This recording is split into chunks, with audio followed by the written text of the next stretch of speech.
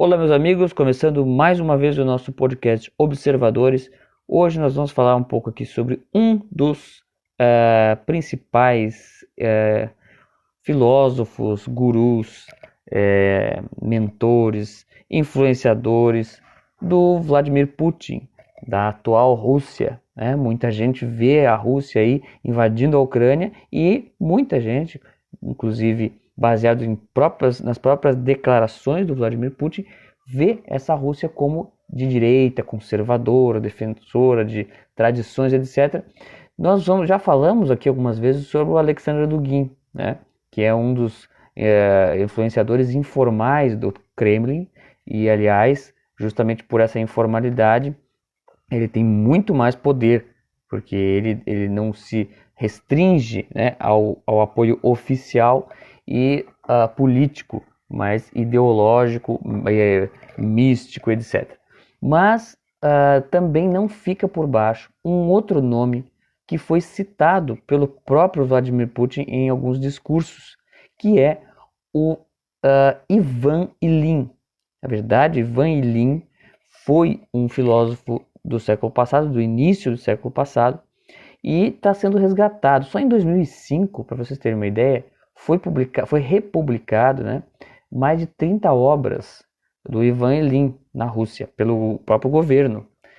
E o Vladimir Putin falou em um discurso, já citou alguns trechos de livros do Ivan Ilyin, mas ele recomendou também aos funcionários da administração e do governo, assim como das Forças Armadas, recomendou a leitura do Ivan Ilyin, da obra do Ivan Ilyin, né? Então isso já significa que a gente pode ter uma boa ideia do que pensa Vladimir Putin, né? Se a gente compreender a obra do Ivan Ilyin. E hoje a gente vai falar sobre esse assunto. Muito bem. Ele é considerado um filósofo russo branco, não branco de cor da pele, mas branco no sentido que ficou sendo o nome dos intelectuais que foram expulsos da recém-criada União Soviética no início lá da Revolução Russa. Ele era, na época da Revolução Russa, ele era contrário à Revolução, ele era a favor do czar, mas ele não quis entrar na guerra, né, em defesa do czar. E ele via, assim, alguns desses filósofos brancos, nacionalistas russos, imperialistas, monarquistas, etc., eles eram a favor de continuar o Império Russo, etc., evidentemente, mas alguns deles viram ali no bolchevismo uma possibilidade de união e de ampliação da Rússia. De fato, a Rússia se ampliou bastante fisicamente, né, com a União Soviética. Mas não foi bem o que eles queriam, e então muitos foram presos, mandados para a Sibéria e tal, e mandados para o exílio, né? Então, vamos ver aqui o que a gente pode falar sobre o Ivan Ilyin, para a gente ter uma ideia básica da ideia dele e, consequentemente, da ideia do Vladimir Putin.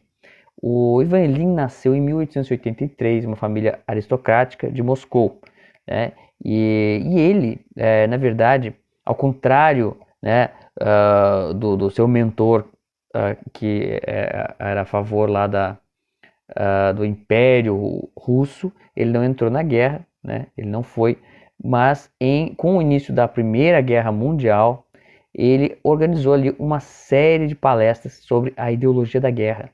Ele era especialista, ele cursou Direito, e ele era especialista em Hegel, especialista na teoria do Hegel, né? A gente sabe que o Hegel também foi um influenciador muito forte do próprio Karl Marx, o conceito de Estado do Hegel, né? E essa ideia justamente foi uma das a ideia hegeliana de Estado foi uma das influências mais importantes tanto do marxismo, do comunismo soviético, quanto do nazismo, né?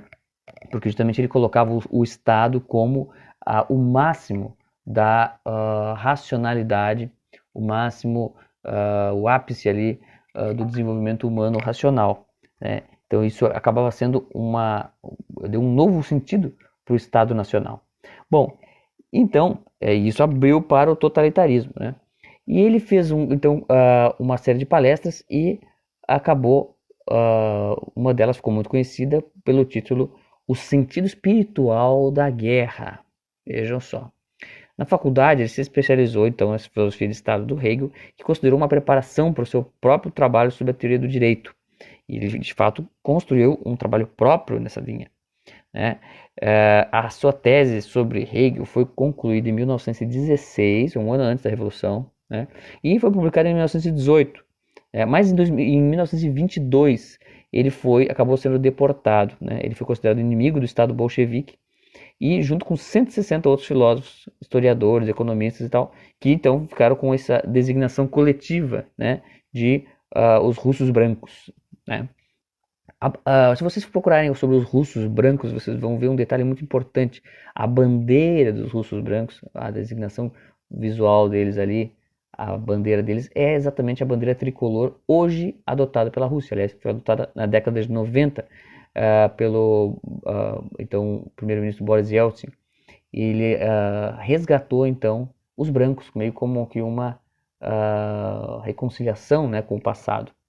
Mas aí, então a gente entende o poder que deve ter justamente o Ivan Ilyin como um representante desses filósofos brancos. Bom, o Ivan Ilyin ele foi exilado onde? Na Alemanha, né? Onde ele escreveu lá, se juntou com os outros imigrantes russos, né, também exilados, e escreveu manifestos contra o comunismo, né, mas mais especificamente anti-bolchevique, né? E ele criou lá um jornal onde ele difundiu essa ideia e ele construiu então, como buscando justamente essa oposição ao bolchevismo, a defesa de uma nova identidade, ou melhor, o resgate da identidade russa. E então é por isso que o Ivan Ilyin é considerado um dos patronos, um dos pais, criadores do eurasianismo clássico, né, que procurava na geografia uma alternativa ao bolchevismo. Quer dizer, enquanto o bolchevismo era uma ideologia internacionalista e socialista e tal, o Ivan Ilyin buscava uma identidade russa, se desassociar do bolchevismo e associar a Rússia, lembrar do passado e principalmente da geografia russa, quer dizer, do seu grande tamanho, seu expansionismo. Porque a Rússia, historicamente, né, a gente pode até fazer um programa especial sobre a história da Rússia, que é muito interessante. A Rússia ela foi se desenvolvendo territorialmente, o seu território mudou diversas vezes. A sua sede chegou a ser em Kiev, onde hoje é a Ucrânia. E a coisa foi andando para o lado, foi migrando justamente por causa das sucessivas invasões mongóis, né? O Império Mongol foi o maior do mundo, né? Eles foram então expulsando os mongóis, foram pegando outros territórios, mudaram de capital de Kiev para Moscou, onde surgiu então a Rússia de Moscou, Rússia Moscovita, que mudou para Moscou justamente por causa da influência católica romana que estava crescendo em Kiev, né? E eles não queriam, eles queriam permanecer com a sua igreja ortodoxa. E aí então eles mudaram para Moscou e assim foi indo. Quer dizer, a história russa tem muita ligação com o território, com a geografia. E é nisso que o Ivan Ilyin se concentrou, né? E por causa disso, talvez por causa desse foco na geografia, né, é que ele começou a se aproximar das ideias que estavam se fortalecendo ali naquela década de 30 na Alemanha, né? Ele se tornou então um grande admirador de Hitler e de Mussolini. E ele publicou um trabalho muito importante chamado Nacionalsocialismo, um Novo Espírito, que ele considerou então uma resposta, o nacionalsocialismo, quer dizer, o nazismo, considerou uma resposta perfeita para o bolchevismo, que ele era inimigo, né, que havia expulsado ele do país, né? Então, a crítica que ele tinha aos alemães, que simpatizavam com o comunismo, né, ele começou a criticar, e isso rendeu a ele a demissão da universidade alemã que ele lecionava, né? E aí, em 1943, ele teve que fugir para a Suíça. Na cabeça dele, o Estado russo era uma entidade geohistórica única e representava então uma união espiritual com as demais nações euroasiáticas. Por isso que ele então é considerado o criador do eurasianismo, né, que é justamente junta a Europa e a Ásia, aquela parcela de terra ali que é considerada para esses eurasianistas como uma união espiritual, resultado de uma união espiritual.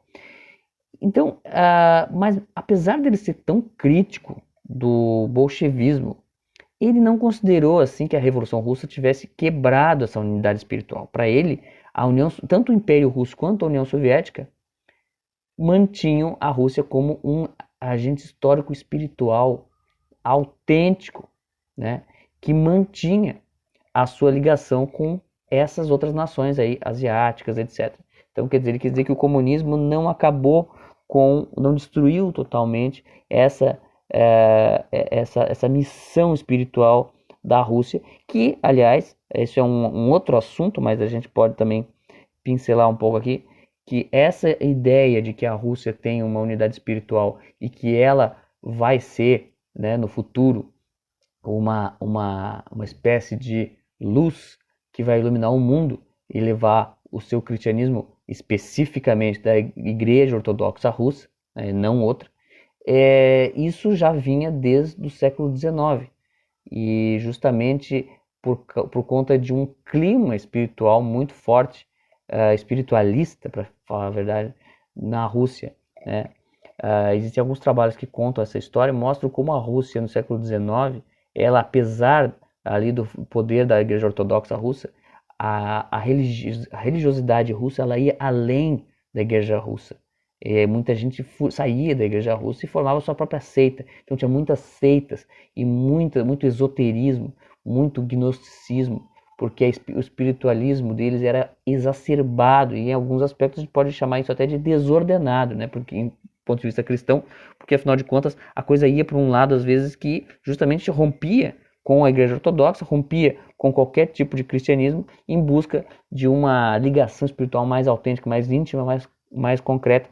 E é justamente isso que criava uma espécie de clima espiritual ali, de caldeirão espiritualista, que justamente possibilitou o crescimento de outros fenômenos, como o próprio ateísmo militante, né?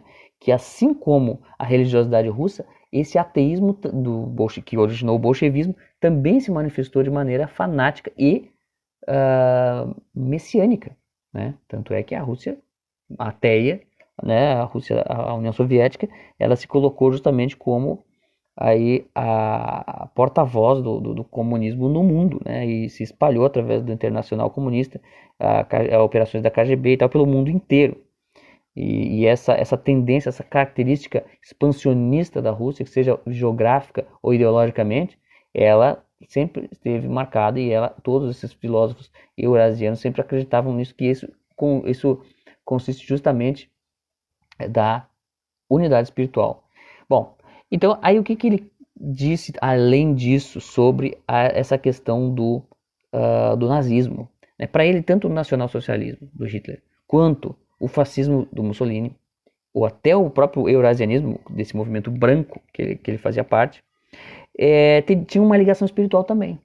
Veja só, então não é só, né, a Rússia de sempre, né, e os países ali em torno que tem uma ligação espiritual. Também essas ideologias nazistas, fascistas, né, e o comunismo também, o totalitarismo, né?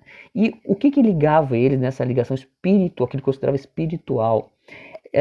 O que ligava é o inimigo comum. E que inimigo comum é esse? Inicialmente, o comunismo soviético, né, que ele considerava como uma perversão vinda do Ocidente, afinal de contas é uma ideologia alemã marxista, né? Mas ele considerava justamente esse ateísmo uma chaga ocidental. E outro inimigo em comum que eles tinham, que é a democracia ocidental, também vista como uma perversão. Então, é muito interessante porque ele acreditava então que essa unidade, ligação espiritual entre a Alemanha nazista, Itália fascista e a Rússia bolchevique, a Rússia imperial, na verdade, né? Essa unidade, ela estava intimamente ligada com uma espécie de disciplina ditatorial, intimamente ligada a uma renovação espiritual, e então por isso é que ele defendia a Rússia, né? Era um pan-russismo, né, digamos assim.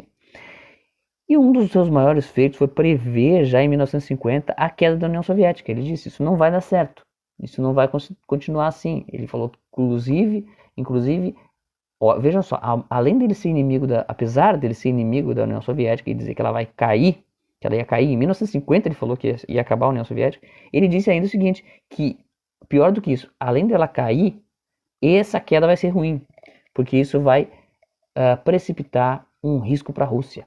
Veja só. Então quer dizer que ele é daí, talvez venha daí a frase do Putin, que disse que a queda da União Soviética foi um dos maiores desastres geopolíticos da história do século XX. Né? O Putin falou isso. Então, Ivan Ilyin é também um dos pioneiros nesse alerta de que o Ocidente deseja destruir a Rússia. Então, essa paranoia de que o Ocidente quer ir lá e acabar com a Rússia, tomar o território, porque o território é muito grande, né, sempre tomado por bárbaros e retomado, etc., desenvolveu aí na Rússia uma paranoia pelo seu território, pela manutenção desse território tão grande, que é difícil manter um território tão grande, ainda mais com etnias tão diversas, religiões diferentes, etc. E o grande temor, o grande fantasma da Rússia, historicamente, sempre foi a fragmentação, né? E isso, é claro, é que foi utilizado para justificar o que a gente pode chamar hoje, né, de um expansionismo defensivo, né, da Rússia.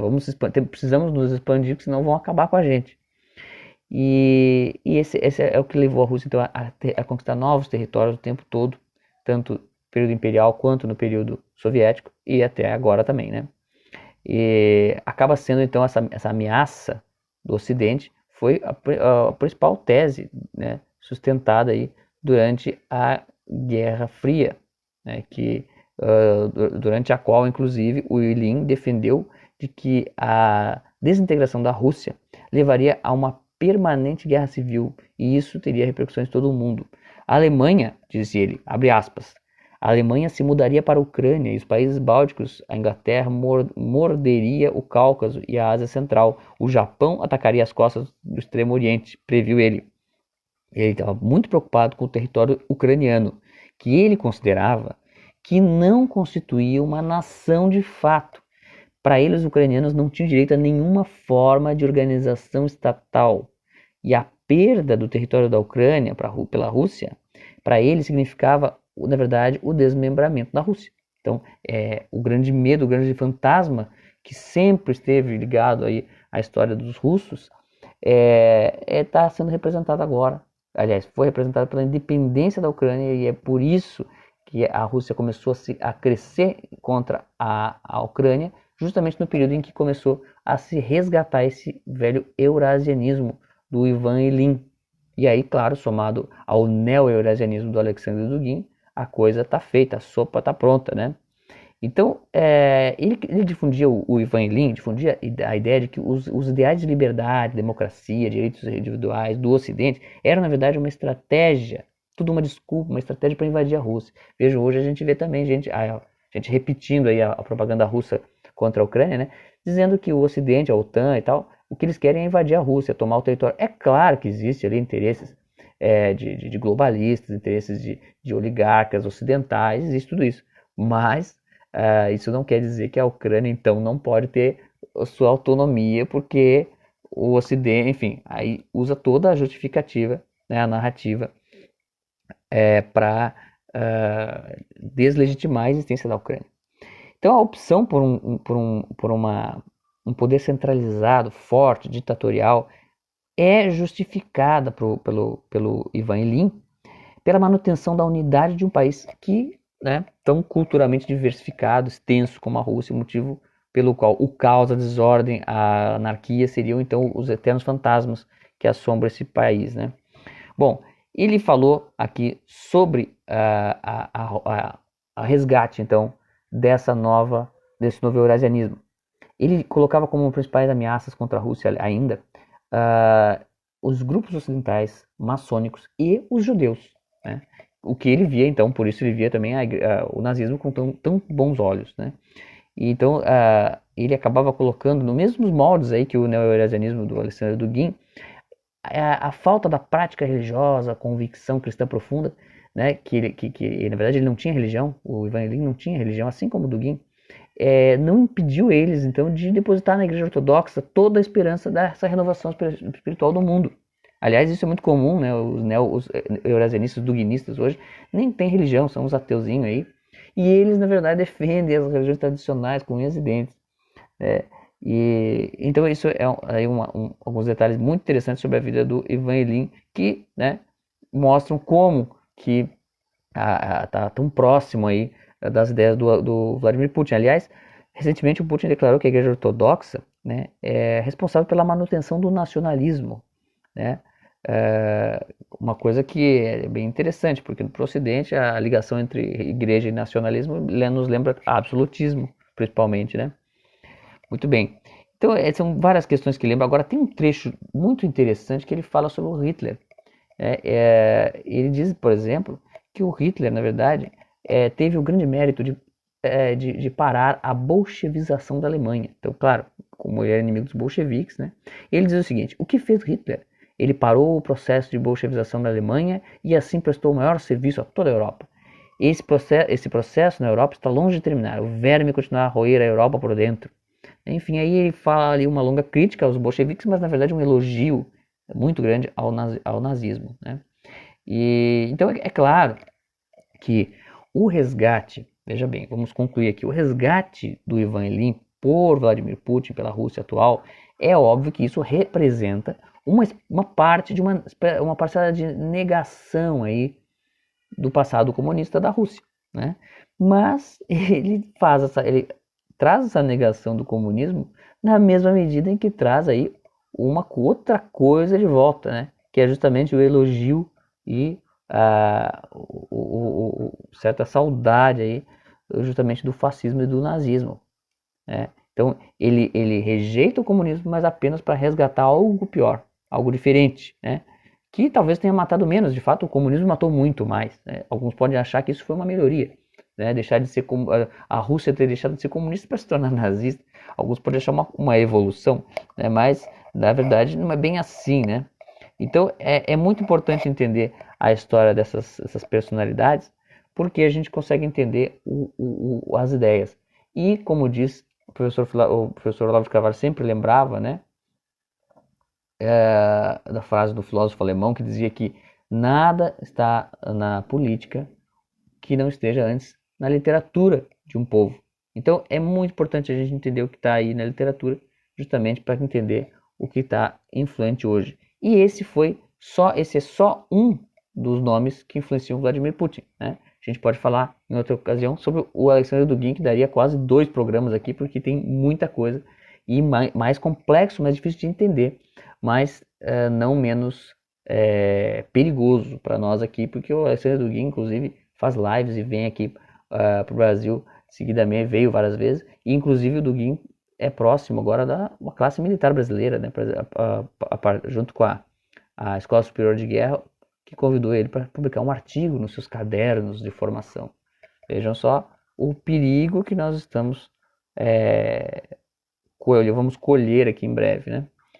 Muito bem, pessoal, esse foi o programa aqui sobre o Ivan Ilyin, foi resumido aqui, espero ter deixado bem claro as ideias dele, que justamente ele recomendava, ele acreditava então que a Rússia deveria, ele foi o primeiro a acreditar, e é nisso que consiste o eurasianismo criado por ele, iniciado por ele, e que a Rússia deveria resgatar um passado que unia aquela ideia do sangue e solo, né, que é justamente a base do nazismo.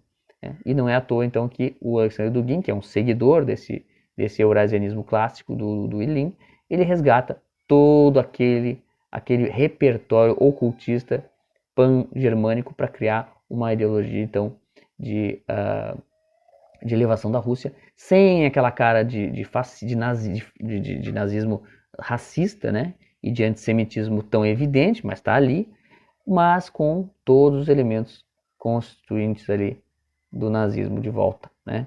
É aterrador, né, o que a gente está vendo. Mas é isso então, pessoal. Voltamos no próximo episódio.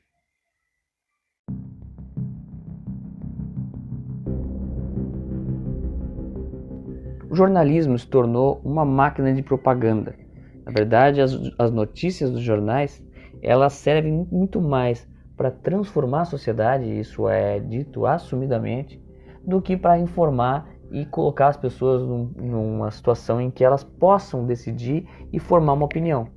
né? Então, isso cria uma evidente diminuição de conteúdo, um déficit de informação que precisa ser reposto de alguma maneira. Então, toda essa situação em que o jornalismo se torna a arma de transformação social, cria o desafio de repor informações, repor contextualizações.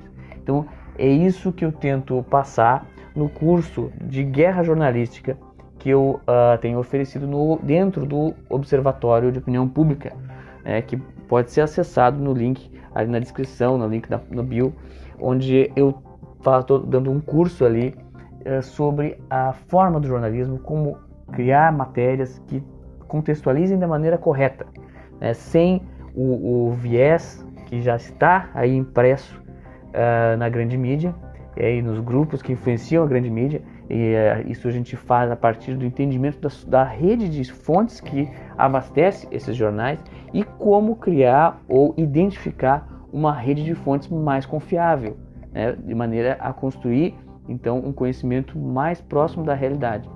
E também, além disso, preparar para a própria leitura dos jornais, para a gente saber ler os jornais e não se deixar influenciar por eles.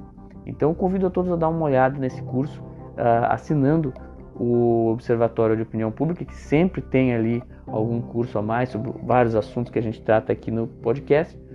O curso, a assinatura do Observatório custa só R$ 17,90, E é justamente para possibilitar o acesso a esse conteúdo que eu dou ali mais especificamente, mais aprofundado sobre vários temas. É isso, pessoal.